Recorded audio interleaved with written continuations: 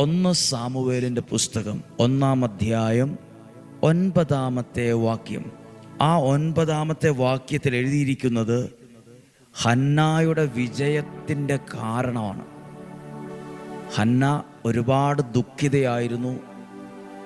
പല അവഗണനകളും കുറ്റപ്പെടുത്തലുകളൊക്കെ കേട്ട് മനസ്സ് മുറിഞ്ഞൊരു സ്ത്രീയാണ്. സങ്കടം അനുഭവിച്ച ഒരാളാണ്. പലപ്പോഴും ഭക്ഷണം കഴിക്കാറില്ല, ഒറ്റയ്ക്കിരുന്ന് കരയുന്ന പ്രകൃതമുള്ള ഒരു സ്വഭാവക്കാരിയാണ്.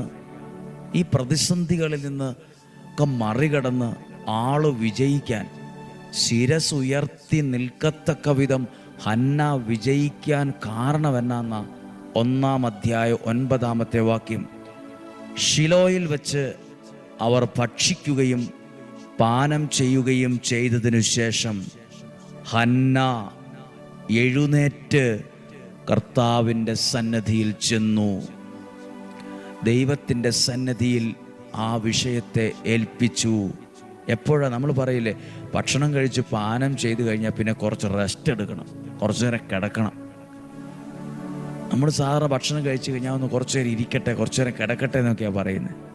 ഹന്ന ഭക്ഷണം കഴിച്ച് പാനം ചെയ്തതിനു ശേഷം ആ സങ്കടമുള്ള ആ വ്യക്തി എഴുന്നേറ്റ് ദൈവസന്നിധിയിൽ, കർത്താവിൻ്റെ സന്നിധിയിൽ ചെന്ന് പ്രാർത്ഥിച്ചു. അത് ഹന്നായുടെ വിജയരഹസ്യമാണ്.